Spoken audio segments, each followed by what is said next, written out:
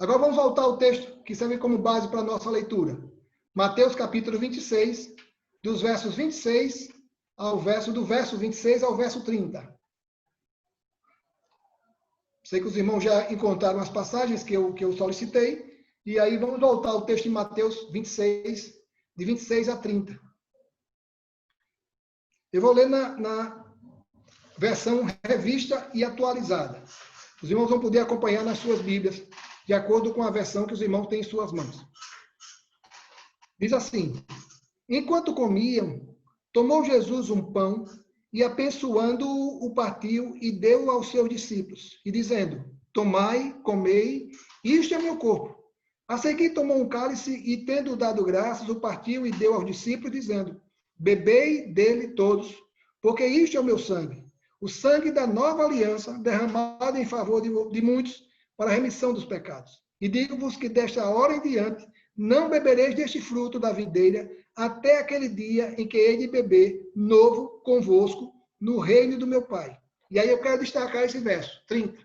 Preste atenção nessa transição, nessa ponte que acontece desde a celebração da ceia até Getsemane. E aí diz assim a palavra do Senhor: e tendo cantado um hino, saíram para o Monte das Oliveiras. E tendo cantado um hino, saíram para os Montes das Oliveiras. Eu entendo, irmãos, esse verso 30 como uma ligação, como uma ponte do momento de comunhão, de alegria, de celebração, de recordação daquilo que a Páscoa representava para os judeus, para o momento que antecedia ao Getsemane. A dor, o abandono, a inquietação, a percepção daquilo que representava o momento do Getsemane, que antecedia o momento da cruz, do julgamento, da condenação, da crucificação de Jesus. Mas a Bíblia diz que Jesus conseguiu passar de uma condição, ou de uma situação, de um cenário de comunhão, para um cenário de dor, cantando o hino. E quantas vezes, irmãos, nós somos surpreendidos com situações que batem à nossa porta. Algumas vezes, como pastor, nós temos que estar preparados para enfrentar cada uma dessas situações. Num dia, nós estamos celebrando o chegado, o nascimento de uma criança. No outro dia, estamos partilhando com uma família a dor da morte, a dificuldade do sepultamento. Quantas vezes isso tem nos alcançado? Situações de aprovação, de conquista, de realizações, mas logo sendo sucedidas por situações de dor, de perda, de dificuldade, de medo, de ameaça. Mas encontro no nosso mestre a maneira ideal, a maneira certa de passarmos de uma situação para outra, entendendo que o nosso Deus tanto está na situação agradável, confortável, situações com a qual a gente esperava, tanto ele está na situação desagradável, que muitas vezes quer roubar a nossa paz. Mas o texto de Mateus fala da celebração da ceia, da Páscoa, perdão. Aquela Páscoa que para os judeus era um memorial, a celebração da saída do Egito. Lá no capítulo 12 de Êxodo, os irmãos vão perceber que toda uma preparação da orientação de Deus para o povo, todo um cuidado para que todo o ritual pudesse acontecer da maneira como Deus havia estabelecido. Tudo no momento certo, sem ninguém esquecer nada.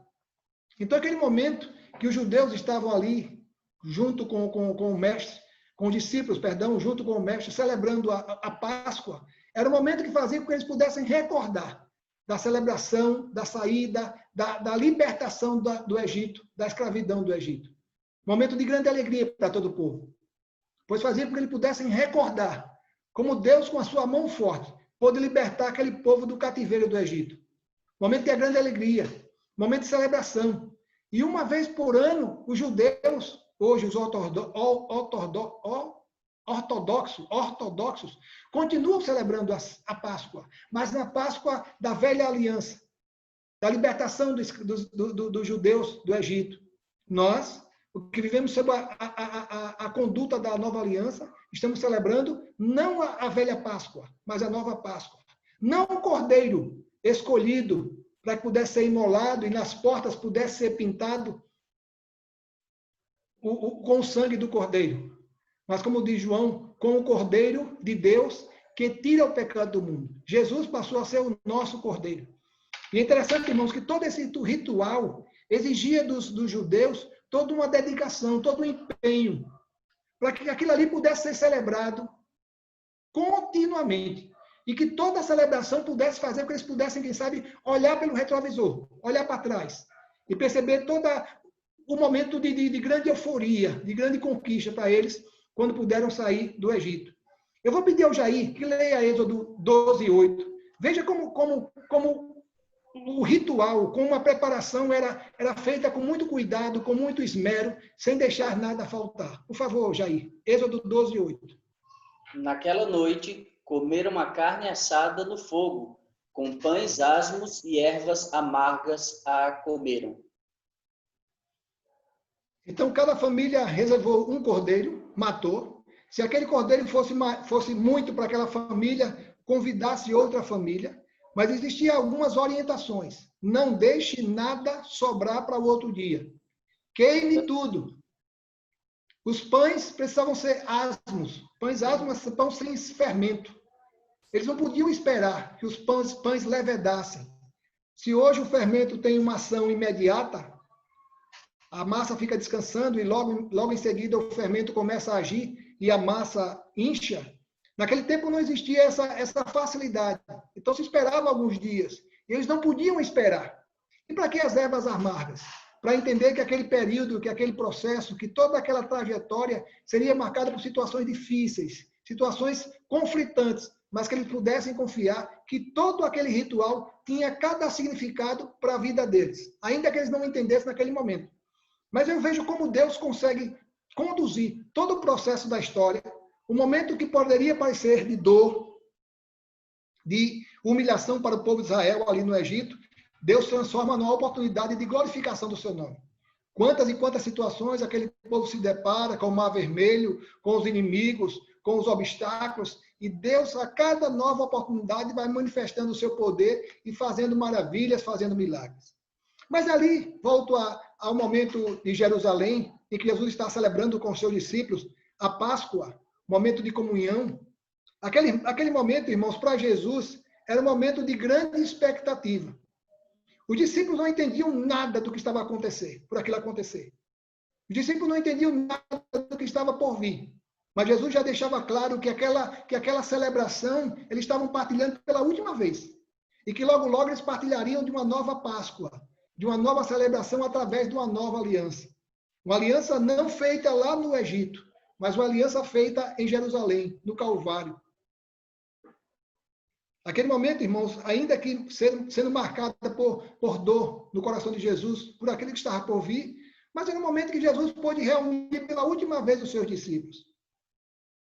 Aquele momento de comunhão de Jesus com os seus discípulos era de suma importância para ele, porque afinal de contas, logo, logo, ele seria entregue e aquilo não seria nada compreendido, entendido pelos discípulos por aquilo que Jesus estava por passar, por enfrentar. Mas aí eu volto àquilo que eu chamei a cerejinha do bolo, no versículo 30, e tendo cantado um hino, saíram para o Monte das Oliveiras. Não sei se você consegue identificar na Bíblia um outro momento em que Jesus cantou um hino. Alguém lembra de um outro momento que encontramos o nosso mestre cantando? Nós encontramos Jesus na sinagoga lendo a Bíblia, em Isaías. Nós encontramos o nosso mestre chorando, passando dificuldade, mas em nenhum momento da Bíblia a gente consegue encontrar Jesus cantando. E a Bíblia não diz qual era a tonalidade de voz, se ele era contralto, se era tenor, se era baixo, mas Jesus cantou o hino. E eu estava lendo alguns comentaristas bíblicos dizendo qual foi esse hino, ou quais foram esses hinos que Jesus cantou. Alguns dizem que provavelmente esses hinos foram os Salmos 113 ao Salmo 118, que fala exatamente desse momento de expiação do mestre. E alguns dizem que provavelmente esse último hino que eles cantaram foi o hino 136. Foi o hino que eles cantaram antes de sair para o Monte das Oliveiras, para o momento do sofrimento de Jesus, quando ali ele está orando ao Pai. Mas os irmãos percebem claramente que esse momento marcado por Jesus não foi um momento fácil nem para ele e nem muito menos para os discípulos. O irmão que recebeu Mateus 16, 21 a 23, leia, por favor. Veja que esse momento de conflito na cabeça dos discípulos ainda passava. Jesus, para eles, seria o grande libertador, o grande rei, o grande conquistador. Mas para Jesus, nada disso importava. Jesus estava prestes a ser entregue, a cumprir a missão que ele recebera do Pai. E aí a experiência de Pedro é uma experiência dolorosa, de cair na real, de entender perfeitamente qual o propósito de Jesus em se permitir ser entregue à morte. Desde aquele momento, Jesus começou a explicar aos seus discípulos que era necessário que ele fosse para Jerusalém e sofresse muitas coisas nas mãos dos líderes religiosos, dos chefes dos sacerdotes e dos mestres da lei, e fosse morto e ressuscitasse no terceiro dia. Então Pedro, chamando-o à parte, começou a repreendê-lo, dizendo: Nunca, Senhor, isso nunca te acontecerá. Jesus virou-se e disse a Pedro: Para trás de mim, Satanás, você é uma pedra de tropeço para mim, e não pensa nas coisas de Deus, mas nas dos homens. Veja que momento crucial na vida de Jesus e na vida de Pedro. Os discípulos não entendiam nada do que estava por vir, mas tudo aquilo estava guardado no coração do Mestre. Como um homem, posso imaginar toda a inquietação do coração de Jesus. Como um Deus, claro, consciente, submisso à vontade do Senhor, mas como um homem sofrendo as dores do abandono, da rejeição. Logo em seguida, Jesus vai ser traído por Judas. Durante a crucificação, o julgamento, Jesus vai ser negado por Pedro. E Jesus sabia, e esse turbilhão de sentimentos tomava conta do coração de Jesus. Mas a Bíblia diz que Jesus cantou um hino. Tem um hino do cantor cristão que muito fala ao meu coração.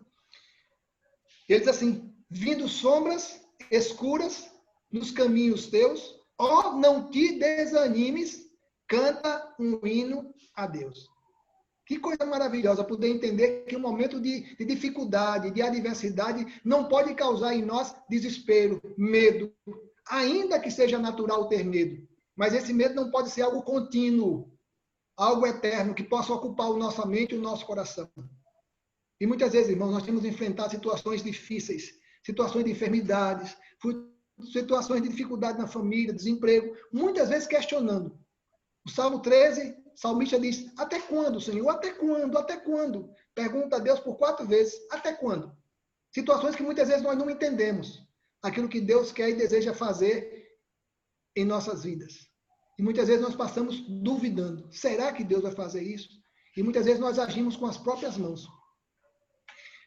No início nós lemos da experiência de Paulo e Silas ali em Filipos, e o verso que deixamos de ler fala exatamente desse contraste. Paulo, depois de vivenciar uma experiência agradável na companhia de Lídia e todos aqueles que haviam sido batizados, logo é preso, acusado de insubordinação, de infringir as leis dos judeus, e é colocado na prisão, açoitado, preso, colocado com muita orientação, mas a atitude de Paulo nos leva a entender claramente que as situações das nossas vidas não podem determinar a maneira como adoramos, louvamos e agradecemos a Deus. As situações não podem determinar em minha vida aquilo que Deus é. As situações a cada dia precisam confirmar aquilo que Deus é em minha vida. Lucas, leia, por favor, Atos 16, 25. Por volta da meia-noite, Paulo e Silas oravam e cantavam louvores a Deus. E os demais companheiros de prisão escutavam. Os irmãos conseguem imaginar como estava Paulo e Silas ali, todos doloridos, machucados, sangrando, em função do açoite, em função do severo castigo que eles haviam recebido. Mas a Bíblia diz que eles estavam à noite cantando e louvando a Deus. Como é difícil para nós, cristãos humanos, falhos, limitados, pecadores, enfrentar a situação da adversidade cantando: obrigado, Senhor. Obrigado porque eu estou doente. Está sendo muito bom estar doente. Muito obrigado, Senhor, porque eu estou desempregado. Que maravilha estar desempregado. Quantas vezes nós estamos passando situações e não olhamos para Deus, olhamos para a circunstância. esperando o agir de Deus. E aquela expectativa causa em nós ansiedade, causa em nós dúvida, causa em nós medo.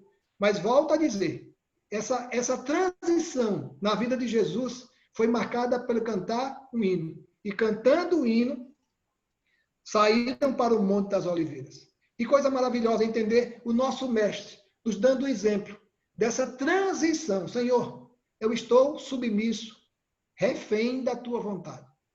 Eu estou aqui dependente da tua vontade. E aquilo que tu vais fazer em minha vida sirva somente para a glória do teu nome. Situações que muitas vezes nos alcançam, querem roubar a nossa fé, a nossa confiança, a nossa dependência de Deus. Mas possamos ter em mente essa certeza, que seja cantando, ou que seja na comunhão da Páscoa com os discípulos, seja no Getsemane, o Senhor está em todas as situações e em todas as ocasiões. Mas vamos ao Getsemane. A Bíblia diz no verso 30 que ele cantou o hino e saíram para o Monte das Oliveiras. E ali o momento é marcado por muita decepção, frustração, dor, abandono. Quem recebeu João 13:1?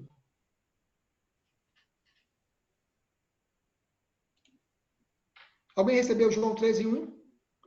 Irmã Neuza, por favor, leia João 13:1. Não foi João 11, não, pastor?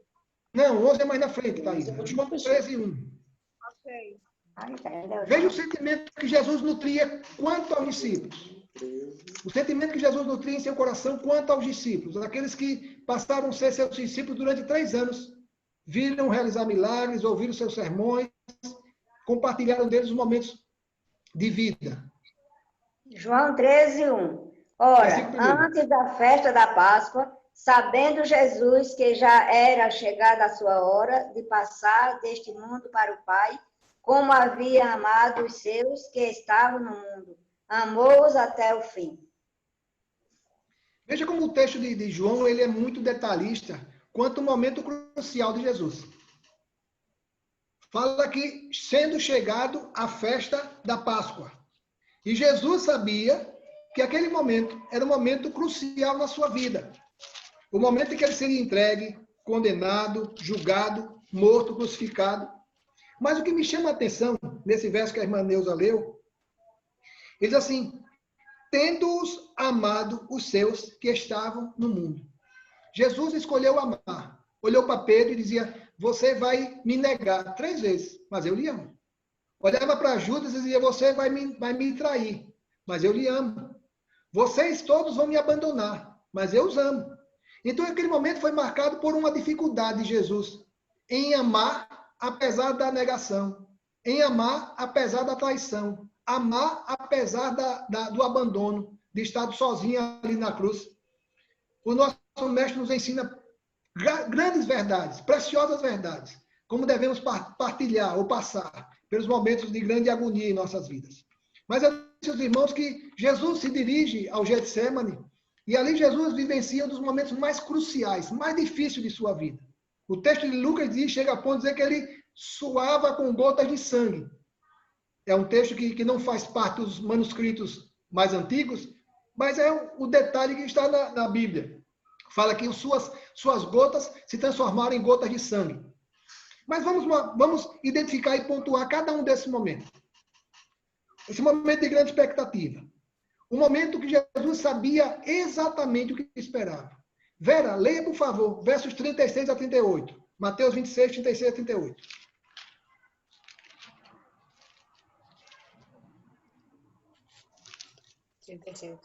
Então chegou Jesus com eles a um lugar chamado Getsemane e disse a seus discípulos, assentai-vos aqui enquanto vou ali orar. E levando consigo Pedro e os 2 filhos de Zebedeu, começou a entristecer-se e a angustiar-se muito. Então lhe disse, a minha alma está cheia de tristeza até a morte. Ficai aqui e velai comigo. Veja que momento doloroso na vida de Jesus. O ser humano, o homem Jesus, começa a angustiar-se. Jesus já conseguia antever aquilo que lhe esperava. Jesus já conseguia visualizar em sua mente aquilo que já lhe esperava. Então a sua vida marcada, a sua alma marcada por grande angústia. Como um homem, Jesus leva os seus discípulos até um certo lugar e eles, olha, vigiai comigo. Então, aquele momento foi marcado por um momento de grande angústia para o Filho de Deus, para o nosso Mestre. Sofreu como ninguém a dor do abandono, da traição, da negação. O Filho de Deus estava ali nos mostrando que tudo isso nós estamos prestes a enfrentar. Mas nada melhor do que entender que a nossa vida também precisa ser precedida por um hino. O hino que cantamos quando conseguimos passar de uma fase, de uma situação, de uma circunstância a outra. Naquele momento também Jesus estava contando com a solidariedade dos discípulos. Jesus contava muito que os discípulos pudessem estar ali com ele. Fiquem comigo, orem comigo. Mas eles não lhe deram atenção. Não lhe puderam fazer companhia. Veja os versos 40 e 41, velho.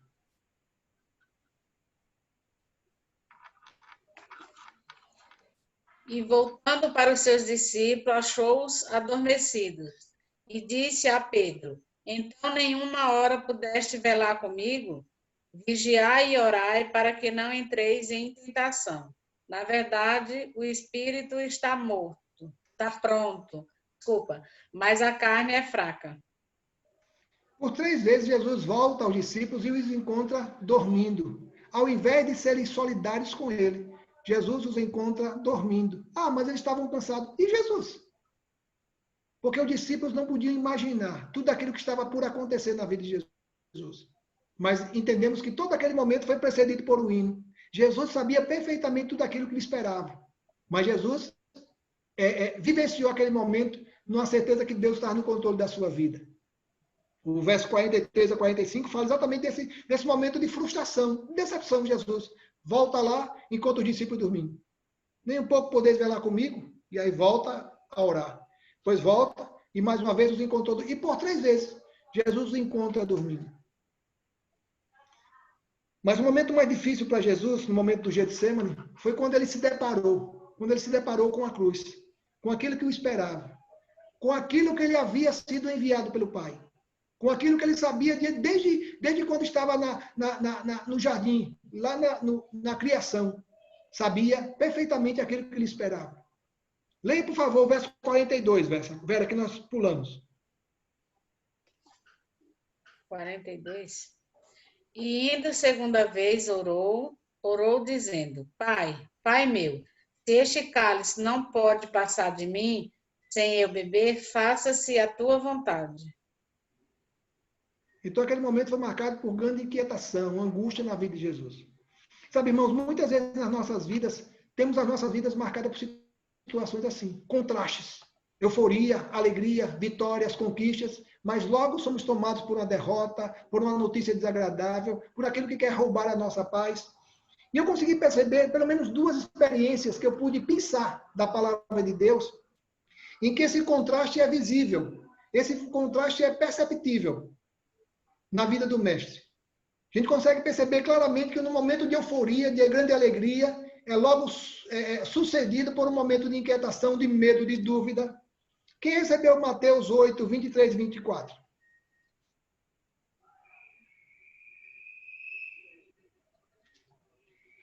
Então, entrando ele no barco, seus discípulos o seguiram.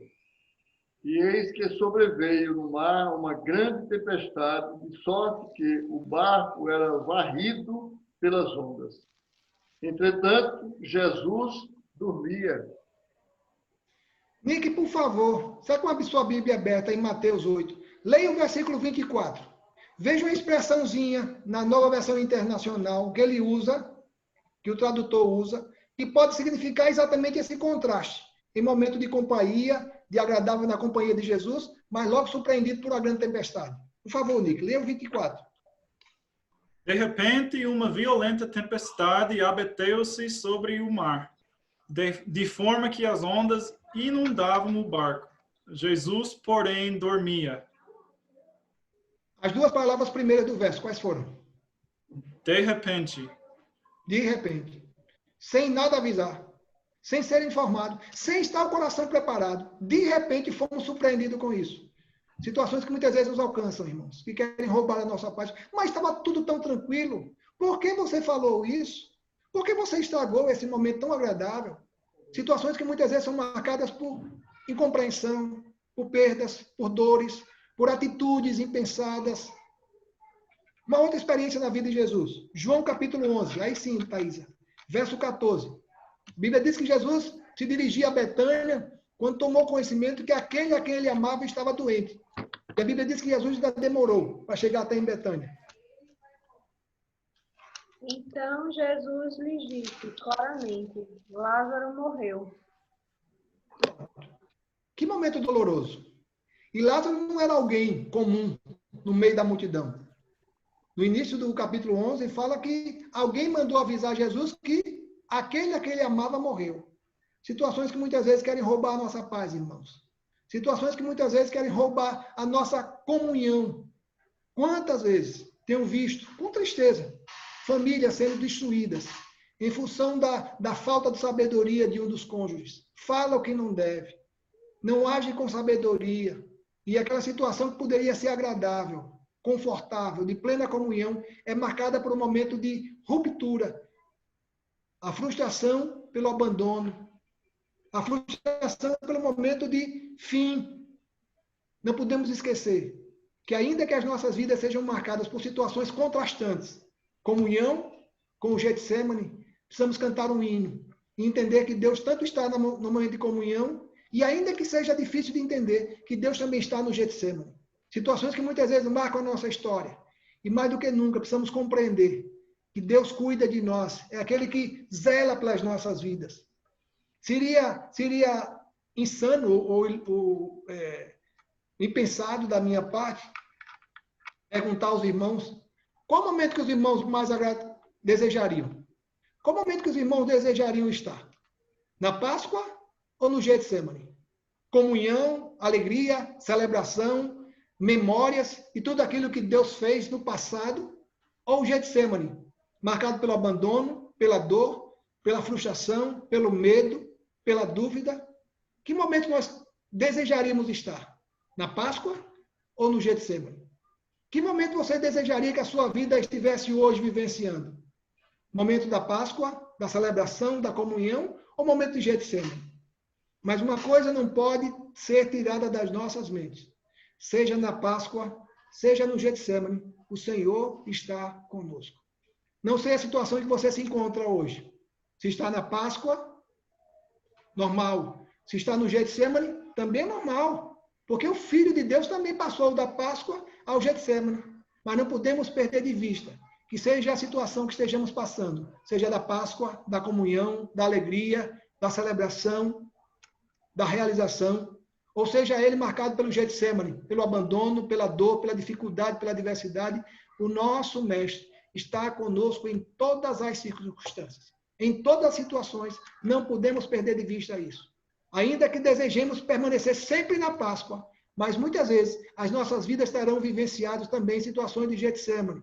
Mas seja uma ou outra situação, não tiremos de nossa mente a certeza que o Senhor continua conosco, seja na Páscoa, seja no Getsemane, e que esses momentos cada vez mais fortaleça a nossa fé, a nossa comunhão, a nossa dependência do nosso Mestre.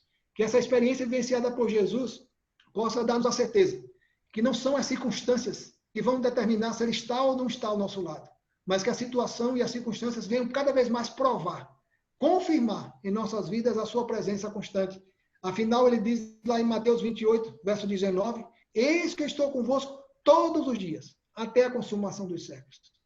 Que o bom Deus nos abençoe, irmãos, que possamos ter essa certeza. E ninguém, circunstância alguma, possa roubar da nossa mente, do nosso coração, essa certeza.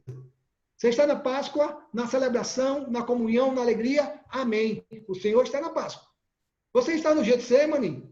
Dor, abandono, incompreensão, choro. O Senhor está no Getsemane.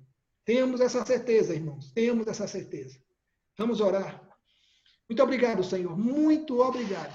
Porque podemos abrir a Tua palavra. Extrair dela lições tão preciosas para as nossas vidas.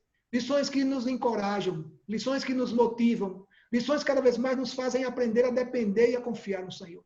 Ó Pai, como é bom a celebração, a festa, a Páscoa, a comunhão, momentos de alegria, de realizações, momentos de conquistas.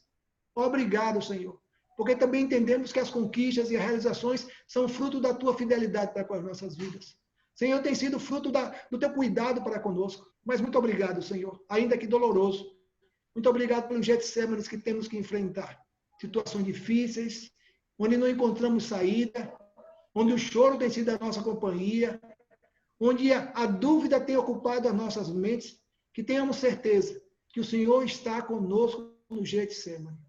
E essa certeza possa nos encorajar, motivar, possa fazer-nos cada vez mais depender e confiar que as circunstâncias não podem roubar de nós essa certeza, mas que as circunstâncias cada vez mais produzam em nós essa certeza, certeza de dependência, certeza de companhia, certeza constante do Senhor ao nosso lado. Guarda, Senhor, as nossas famílias. Não somos nós que cuidamos dos nossos filhos. Afinal de contas, eles não estão 100% do dia, 24 horas do dia, sob os nossos olhares, sob o nosso cuidado. Nossos filhos estão longe dos nossos olhos, mas temos a certeza que eles estão perto de Ti, Senhor, sob o teu olhar, sob os Teus cuidados. Sei com as nossas vidas, Senhor, ainda que não entendamos para onde o Senhor quer nos levar, ainda que a nossa vida seja marcada por grandes tempestades, temos a certeza que o Senhor está no barco, cuidando de nós, dando direção e fazendo-nos entender lições tão preciosas que não aprenderíamos se estivesse apenas na Páscoa, na celebração, na comunhão. Ajuda a nossa igreja, Senhor, encontrar alternativas, caminhos, solução. Que o Senhor nos dê sabedoria para conduzir o seu rebanho, orientados, guiados unicamente pela tua vontade. Visita aqueles que não puderem estar aqui. Tu sabes o motivo que cada um teve, Senhor.